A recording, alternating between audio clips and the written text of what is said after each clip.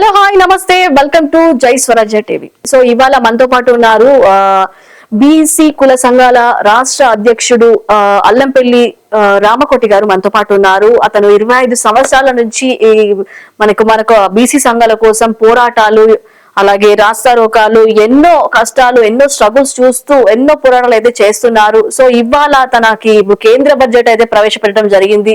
So దాని గురించి discuss చేయడానికి ఇవాళ మనతో పాటు ఉన్నారు రామకోటి గారు. సో వారిని అడిగి మనం అయితే మరిన్ని విశేషాలు అయితే తెలుసుకుందాం. సో నమస్కారం అండి రామకోటి గారు. నమస్తే మేడం. సో రామకోటి గారు ఎలా ఉన్నారు? బాగున్నాను. సో మీరు యాజ్ ఏ స్టేట్ ప్రెసిడెంట్ గా, బీసీ కుల సంఘాలకి రాష్ట్ర అధ్యక్షుడిగా, సో మీరు ఇంతకు ముందు ఎలాంటి కార్యక్రమాలు చేశారు అండ్ ఇప్పుడు ఎలాంటి అభివృద్ధి కార్యక్రమాలు చేపట్టాలనుకుంటున్నారు? నా పేరు అల్లంపల్లి రామకోటి, తెలంగాణ బీసీ సంక్షేమ సంఘం రాష్ట్ర అధ్యక్షుడిగా కొనసాగిస్తున్నాను మేడం. గత 25 సంవత్సరాలుగా పేద ప్రజల కోసం మరి విద్య, ఉద్యోగ, ఆర్థిక, సామాజిక, రాజకీయ, వ్యాపార రంగాలలో ముందుండాలని గత 25 సంవత్సరాలుగా పోరాటం చేస్తున్నాం. ఉద్యమాలు, ధర్నాలు, పోరాటాలు, రస్తారోకోలు, అసెంబ్లీ ముట్టడిలు, పార్లమెంటు ముట్టడిలు, మంత్రుల గెరావులు, అనేక కార్యక్రమాలు నిర్వహించాం. ప్రతి ఎమ్మెల్యే, ప్రతి ఎంపీ, ప్రతి మంత్రి, ప్రతి ముఖ్యమంత్రి, చివరకు కూడా నరేంద్ర మోడీ ప్రధానమంత్రి కూడా గుర్తుపట్టేటటువంటి స్థాయిగా ఉద్యమాలు చేశాం.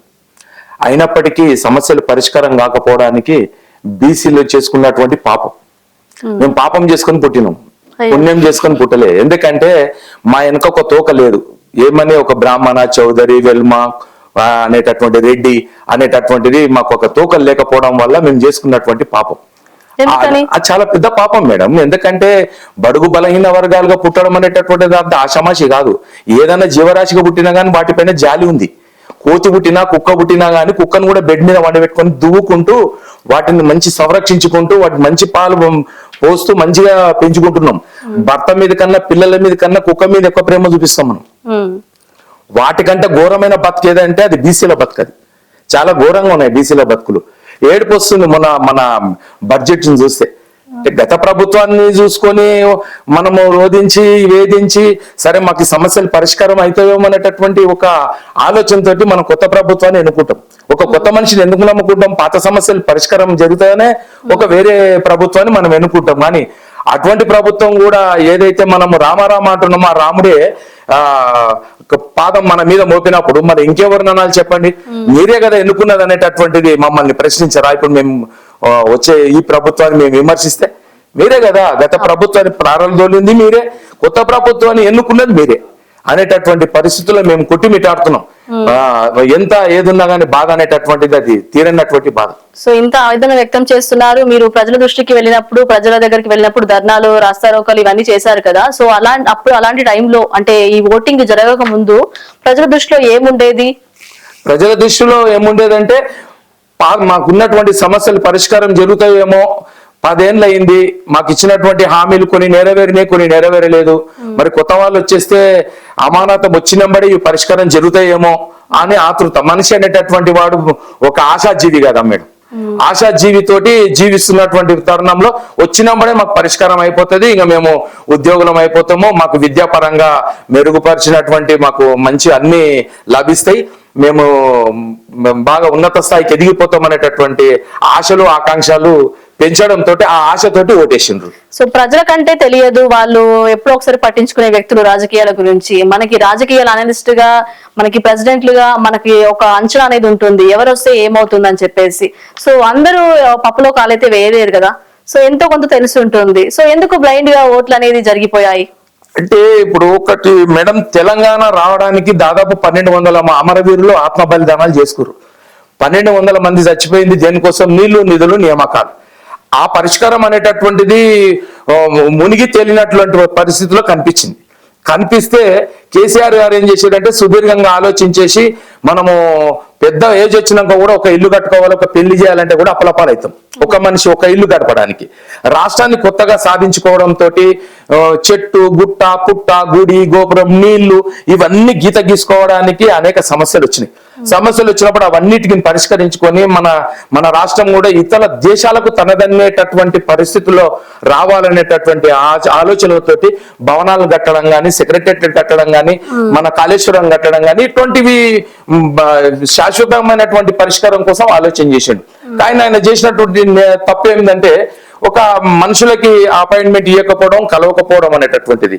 అయితే ఇప్పుడు మాకేమనిపిస్తుందంటే ఆయన కలవకపోయినా అమృతం పోసిండు, విషం పట్టేటోడు కలిసి కూడా ఏం లాభం అనే ఆలోచనలో జనం ఉన్నారు. కలిసి నెత్తి దువ్వి బాగున్నావా, అందంగా ఉన్నావా అనేటటువంటిది కాదు. మాకు అందాలు పొందాలు మాకు అవసరం లేదు, అభివృద్ధి అవసరం. మనకు అభివృద్ధి కోణంలో పోవడం లేదు అనేటటువంటిది 6 నెలలనే జనాలు, మేము అనట్లేదు, ఇది జనం నుంచి కూడా మీరు చూడండి. మీరు ఎందుకంటే ఈ మీడియా పాయింట్ లో మీకు అన్ని అనుభవాలు ఉండి ఇక్కడికి మమ్మల్ని ప్రశ్నిస్తున్నారు. అయితే మేమేమంటున్నామంటే ఎన్ని అనుభవాలు ఉన్నా గానీ అభివృద్ధి జరగకపోతే మాత్రం అందం ఉండదు. అభివృద్ధితోటే అందము, ఐశ్వర్యం, ఆయుష్ అన్ని పెరుగుతాయి. పుట్టిన ప్రతి మనిషి తల్లి కడుపులో నుంచి పుట్టినప్పుడు ఏముండదు, ఎవరికైనా ఏముండదు. కానీ పెరుగుతూనే వాళ్ళు 100,000 కోట్లకు ఎదిగిపోవడానికి కారణం ఏంది? మేము ఇంకా పేదరికం అనుభవించడానికి కారణం ఏంది? నాకు అది చెప్పాలి. ఎందుకంటే మేము ఓటేసే యంత్రాలుగా, పల్లెకిలు మోసే బోయిలుగా, జిందాబాదులు కొట్టే కార్యకర్తలుగా, రాజకీయ బానిసలుగా మిగిలిపోతున్నాం తప్ప మేము ఓటేసేసి వాళ్ళని ఐశ్వర్యాన్ని, వాళ్ళని కోట్లు, బంగళాలు, వాళ్ళ బొర్రలు, వాళ్ళ ఆలోచనలు, ఏసీ రూమ్లు, ఏసీ కార్లు, ఏసీ అసెంబ్లీలు, ఏసీ పార్లమెంట్ లో వాళ్ళని చూడడానికేనా మేము ఓటేసింది? ఇది ప్రశ్న. అసలు మేము ఏసీ కార్లలో మిమ్మల్ని చూడడానికి మేము ఓటేసినామా? మా బతుకు మార్చడానికి ఓటేసినామా? మేము ఎందుకు వచ్చినాం అసెంబ్లీకి? అసెంబ్లీకి వచ్చి దేనికోసం వచ్చినావు? అసెంబ్లీకి మా బతుకులు మార్చడానికా, లేకపోతే పాత ప్రభుత్వాన్ని ప్రశ్నించడానికా? పాత ప్రభుత్వాన్ని ప్రశ్నించడానికి నువ్వు అడగవలసిన అవసరం లేదు. మేము ఆల్రెడీ ప్రశ్నించినాం, ఓటేషన్ నేను గెలిపించినాం. మేమే కదా అసలు ప్రశ్నదారులము, ప్రజలమే కదా. ప్రజలు ప్రశ్నించే కదా నేను ఓడగొట్టింది, నిన్ను ఓడగట్టే కదా నేను గెలిపించింది. నీ గెలిపించిన తర్వాత నువ్వేం చేస్తున్నావు? వాడు 7 లక్షల కోట్ల అప్పు చేసిండు, వాడు 3 లక్షల కోట్ల అప్పు చేసిండు. అవన్నీ ముందు తెలియదా నీకు? 3 లక్షల కోట్లు, 7 లక్షల కోట్ల అప్పు చేసిన సంగతి నీకు తెలుసు కదా. మళ్ళీ తెలిసిన తర్వాత నువ్వు అధికారంలోకి ఎందుకు వచ్చినావు? అని అప్పులు ఎనిపోయినకి వచ్చినావా? ఈ ప్రజల అభివృద్ధి కోసం వచ్చినావా? ఓకే, సో ఈ ఆవేదన అంతా మీరు అంతా ప్రెసిడెంట్లు కలిసి ఎప్పుడైనా మీరు రేవంత్ రెడ్డి దగ్గర ప్రస్తావించారా? రేవంత్ రెడ్డి చాలా క్లోజ్ అమ్మా మాకు. ఎందుకంటే మన జాతీయ బీసీ సంక్షేమ సంఘం రాష్ట్ర అధ్యక్షులు ఆర్ కృష్ణన్న గారు మన టీడీపీలో ఉన్నప్పుడు, ముఖ్యమంత్రి అభ్యర్థిగా తన ఉన్నప్పుడు, ఎమ్మెల్యేగా ఉన్నప్పుడు రామ్కోటి అని ప్రస్తావిస్తాడు మన రేవంత్ రెడ్డి గారు. రామ్కోటి ఇది ఇట్లయా, అది అట్లయా, మీరు ఇన్నేళ్ళు పనిచేసి రామ్కోటి మీ అభివృద్ధి, మీ డెవలప్మెంట్ చూసుకోరా అని అంటే ఆగానా అని చెప్పేసి కొంచెం లెక్క చేయకుండా మేము కూడా, అంటే ఆయన ఒక ఎమ్మెల్యేలు మనం ఏం మిస్ చేసేస్తాం అన్నట్టుగా ఉండానా, నా పరిస్థితి నాకు తాత కష్టాలు తాతకుంటే పీత కష్టాలు పీతకు అన్నట్టు మీరు డెవలప్ అయ్యారు, జరుండానా మా డెవలప్మెంట్ కోసం ఆలోచన చేస్తే దగ్గర సన్నిహితం ఉంది మాకు. మంచి రేవంత్ రెడ్డి గారు బాగా క్లోజ్. మేమేమంటున్నామంటే చారిత్రాత్మకమైనటువంటి పేరు తెచ్చుకో రేవంత్ రెడ్డి గారు. చరిత్రలో అంబేద్కర్, జ్యోతిరావు పూలే, స్వామి వివేకానంద, గౌతమ బుద్ధుడు, మన శంకరాచార్యులు లాంటి చరిత్రలు. దేనికోసము వాళ్ళు స్వార్థం లేదు వాళ్ళకు ఎలాంటి స్వార్థం లేకుండా సమాజం కోసం పాటుపడినటువంటి వాళ్ళు చరిత్రలు ఉన్నారు. మీరేం చేస్తున్నారంటే భోగాలు, మా అసెంబ్లీలు, పార్లమెంట్లు, మా ఆస్తి, మా ప్రాపర్టీ ఇవంతా జీరో. మీరు ఎక్కడన్నా మీరు నిద్రలో మీరు ఒంటరిగా ఆలోచన చేయండి. రాత్రికి పండుకొని పొద్దుగాల నేను సీఎం నా అనేటటువంటి ఆలోచన నీకు వచ్చింది ఆల్రెడీ. నేను ఆ సీఎంను అరే నేను సీఎం నేను ఇంతకని చెప్పేసి ఆలోచన నీకు వచ్చిందని అంటే ప్రజలు ఎంత గొప్ప వాళ్ళు ఆలోచన చేయి. ప్రజల కోసం చేయ, చరిత్రలు ఉంటావు. ప్రజల కోసం నువ్వు చేయనప్పుడు నీ చరిత్రహీనుడిగా మిగిలిపోతావు. తెలంగాణలో 2వ ముఖ్యమంత్రి పేరు రావాలంటే ప్రజలు నచ్చే విధంగా, ప్రజలు మెచ్చే విధంగా మీరు పాలన చేయండి. తప్పకుండా శాశ్వతమైనటువంటి పేరు ఉంటది. సో ఇప్పుడు మీరు రేవంత్ రెడ్డికి ఇచ్చే డిమాండ్స్ ఏంటి? మీరు ఎలాంటి సవాల్ ఇస్తున్నారు? యాజ్ ఏ ప్రెసిడెంట్ గా మీరు చాలా ఆవేదన వ్యక్తం చేస్తున్నారు. మీకు కష్టాలు, అన్ని సుఖాలు చూశారు కాబట్టి గత ప్రభుత్వానికి ఈ ప్రభుత్వానికి చాలా తెలుసు మీకు ఏం డిఫరెన్సెస్ జరిగాయో. సో కాబట్టి మీ డిమాండ్స్ ఏంటి? అసలు ఏం చేస్తే అభివృద్ధి జరుగుతుంది? ఏం చేస్తే మనము బీసీ కుల సంఘాలన్నీ చల్లబడతాయంట? జనాభా తమాషా ప్రకారంగా బీసీలు మేమనుకుంటున్నటువంటి ప్రకారంగా దేశంలో 65% ఉన్నాం. రాష్ట్రంలో కేసీఆర్ గారు సమగ్ర సర్వే ఒకటే రోజున సమగ్ర సర్వే జరిపినప్పుడు 52% తేల్చి చెప్పినాం. 52% మా బడ్జెట్ ఉందా? విద్యకేమో ఎంత పెట్టినావు? 20,000 కోట్లు పెట్టినావు. మన వైద్యానికి ఎంత పెట్టినావు? 10,000 కోట్లు పెట్టినావు. ఎస్టీలకు ఎంత పెట్టినావు? 33,000 కోట్లు పెట్టినావు. ఎస్టీలకు ఎంత పెట్టినావు? 17,000 కోట్లు పెట్టినావు. ఇక మా బడ్జెట్ చెప్పుకుంటే సిగ్గు చేటు ఉమ్మిస్తారు, తుప్ప ఉమ్మిస్తారు. 9,000 కోట్లు మా బడ్జెట్ పెట్టేస్తే మనిషికి ఒక చాక్లెట్ కూడా రాదు, బిస్కెట్ రాని బడ్జెట్ మాకు తెచ్చేస్తే ఏ రకంగా అభివృద్ధి ఎంతో? మమ్మల్ని అంత చిన్న చూపు చూడడానికి కారణం ఏంటి?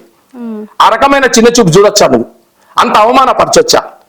అయితే అలాంటప్పుడు మేము ఏ రకంగా తలెత్తుకొని తిరగాలి? మన భావి భవిష్యత్తుకు ఈ సమాజానికి తలెత్తేటటువంటి విద్యార్థులు ఏ రకంగా ముందుకు పోవాలి? ఇప్పుడు మొత్తం ఇంజనీరింగ్, బీటెక్, మెడిసిన్, డిగ్రీ ఇవన్నీ కాలేజీల్లో కూడా బడ్జెట్ రాక వాళ్ళకు ఉన్నటువంటి స్కాలర్షిప్లు ఫీజులు రాక విద్యార్థులకు వేధింపులకు గురి చేసేసి ఆ తల్లిదండ్రులు కూడా ఫీజు కట్టలేక హ్యాంగింగ్ చేసుకొని ఊరి కోసం చచ్చిపోతున్నారు. ఇప్పుడు ఈ బడ్జెట్ వచ్చిన తర్వాత ధర్నాలు గాని రాస్తారోకాలు గాని ఇలాంటివి ఏమైనా ప్రవేశపెట్టబోతున్నారా? ప్రవేశపెట్టినాం, మేము ఆల్రెడీ చెప్పినాం. ఉద్యమాల ద్వారా ఈ 6 నెలలనే ఉద్యమాలైనాయి, వార్నింగ్లు అయినాయి, అసెంబ్లీ ముట్టడి కూడా జరిగింది. అసెంబ్లీ ముట్టడి జరిగితే ఇప్పుడు మాట్లాడిన మన మిత్రుడు మేమంతా వనస్థలిపురం పోలీస్ స్టేషన్ లో అడ్వాన్స్ గా అరెస్ట్ చేశారు. ఎందుకంటే వీళ్ళు పెద్ద ఉద్యమకారులు, వీళ్ళు వాయిస్ బయటకు వచ్చేస్తే మొత్తం సమూహమై హాస్టల్స్, కాలేజీలు ఇవంతా మొత్తం ఇదైపోయి సెక్రటరియట్ మొత్తం దిగ్బంధిస్తారు. మళ్ళా రేవంత్ రెడ్డి గారి ప్రభుత్వం చెడ్డ పేరు వస్తుందనే ఆలోచనతో ముందంచెలుగా మమ్మల్ని హౌస్ అరెస్టులు చేశారు వనస్థలిపురంలో. పేపర్లో కూడా చూసింటారు, టీవీలో కూడా చూసింటారు. పెద్ద ఎత్తున మమ్మల్ని అరెస్ట్ చేయడం జరిగింది. మేమేం అడిగినాం, 2 లక్షల ఉద్యోగాలు భర్తీ చేస్తామని నోటిఫికేషన్ జారీ చేస్తామని, ఏది group 1, group 2, group 3, group 4. Madam 25,000 ఖాళీ పోస్టులు భర్తున్నాయి. ఖాళీ పోస్టులు భర్తీ చేయనోడు 2 లక్షల పోస్టులు ఎట్లా భర్తీ చేస్తావు? నువ్వు ఏం సంసారం చేయడానికి వచ్చినావు? ఏమన్నా తీయటానికి వచ్చినావు? ఏం కథ చెప్పు. ఇది చాలా సీఎం అంటే ముళ్ళ కిరీటం. నువ్వు ముళ్ళ కిరీటం నెత్తిలో పెట్టుకున్నావు, అప్పుల పాలైందని అంటున్నావు. మరి అప్పులు కావా? ఏదన్నా మనం ఇల్లు కట్టుకుంటే అప్పులే, పెళ్లి చేస్తే అప్పులే. నువ్వేం బడ్జెట్ ఎవరికేమి ఇచ్చినావని నువ్వు అప్పులు చేయకుండా నువ్వు సంసారం చేస్తావు? నువ్వు అప్పులు చేయవా? ఇప్పుడు నువ్వు అప్పులు చేయకుండానే పాలన 5 ఏళ్ళు కొనసాగిస్తావా? ఆ అప్పులను అట్లే పెడతావా? నువ్వు 5 ఏళ్ళలో అప్పులు తెరుపుతావా? 5 ఏళ్ళు అయినాక నీ అప్పుల గురించి, నీ గురించి అర్థమైపోతుంది కదా, జనాలకంతా అర్థమవుతుంది కదా. మేమేమంటున్నాం, నీకు మంచి పేరు ఉండాలంటే మెజారిటీ ప్రజలను కూడా ఇప్పి చూడాలి. ఎస్టీలకు మీరు అన్నట్లు 17,000 కోట్లు ఇచ్చినప్పుడు ఎస్టీల కంటే తక్కువ జనాభా ఉందా? ఇక్కడ ఎస్సీలకు 33,000 కోట్లు ఇచ్చేసినప్పుడు ఎస్సీల కంటే తక్కువ జనాభా ఉందా? నేను ఎస్సీ ఎస్టీలను కూడా ఇక్కడ బడ్జెట్ విషయంలో నేను ఏమనట్లే. ఎందుకంటే ఎస్సీలకు ఇచ్చిన బడ్జెట్, ఎస్టీలకు ఇచ్చిన బడ్జెట్ మొత్తం ఖర్చు పెట్టాడు మింగనికైన వాళ్ళు. పేరుకు మాత్రమే, ఎందుకని పేరుకు మాత్రమే వాళ్ళు ఖర్చు పెట్టలేదు, రాలేదు, వాళ్ళు ఉపయోగించుకోలేదు అనేటటువంటి వాయిస్ ఇస్తారు మళ్ళీ తర్వాత. ఎస్సీ ఎస్టీలకు మేము బడ్జెట్ పెట్టినాం అనేటటువంటిది రూపం మాత్రమే, పేపర్ మీద మాత్రమే. అది పేపర్ మీద మాత్రమే, అది అమలు పరచరు. అమలు పరచడానికి ఏలే అమాయకుల మీద, ఏది మూగజీవుల మీద అమాయకులు వాళ్ళు. అమాయకులు, పేదరికం, ఆకలి, అమాయకం, అజ్ఞానం, పేదరికం, దోపిడీ, పీడన, వివక్షత కింద నలిగిపోతున్నటువంటి సమాజం అది ఎస్సీ ఎస్టీ బీసీలో. అటువంటి సమాజంలో విద్య లేక అవిద్యతో కొట్టిమిట్టాడుతున్న సమాజం అది. అటువంటి సమాజంలో వెనుకబడ్డటువంటి వాళ్ళు ఎవరు? ఎస్సీ ఎస్టీలే కదా ఎక్కువ వెనుకబడ్డది. వాళ్ళ మీద మొత్తం బడ్జెట్ ఖర్చు పెట్టరు. ఖర్చు పెట్టకుండా వాళ్ళ పేరు మీద ఆ రకంగా ఉంచుతారు. వాళ్ళు ఆ బడ్జెట్ ఖర్చు చేయలేదని చెప్పేసి రోడ్ల మీద, లేక ఫ్యాక్టరీల మీద, ఇసుక మీద, దాని మీద, దీని మీద మొత్తం ఆ బడ్జెట్ అంతా వీళ్ళు మింగనింకేనే వాళ్ళ పేరు మీద పెట్టిన అన్నట్లు. అంటే పసిపిల్ల పాల మీద 10,000 కోట్లు పెట్టేసినప్పుడు ఆ పసిపిల్ల పాలు తాగుతుందా? 10,000 కోట్లు ఖర్చు చేస్తుందా? చెయ్యనందుకే మేము ఈ రకంగా ఉపయోగించినామని చెప్పడానికి మాత్రమే.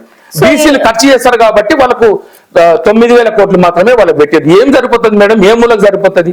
ఏ రకంగా సంక్షేమంగా మేము ఇంకా డెవలప్ అవుతాము? మేము డెవలప్ కాకుండా ఉండడానికి మాత్రమే ఈ ప్రభుత్వం పడుతున్నటువంటి కుట్ర మా మీద.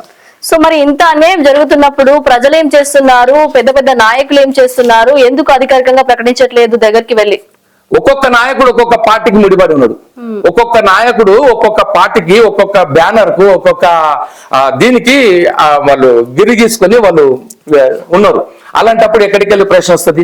నోటి నిండా లడ్డు ఉన్న తర్వాత ఇంకేమన్నా ఇంకోని ఆకలి గురించి ఆలోచిస్తారా? కడుపు నిండా తిన్నామని పక్కన కూర్చో, పక్కనోడు ఆకలి అలమటించేసి కళ్ళు తిరిగి పడిపోతాడు తప్ప నువ్వు తిన్నవా అనేటటువంటి అడిగే సమాజం కాదు ఇది. సమాజంలో చాలా గ్లోబలైజేషన్, కంప్యూటరైజేషన్ శరవేగంగా ముందుకు వెళ్ళిపోయింది. ఎవరిని పట్టించుకునేటటువంటి కాలం కాదు. కరోనా నుంచి అసలు పూర్తిగా సమాజంలో బంధం అనేటటువంటిది పూర్తిగా ఇదైపోయింది.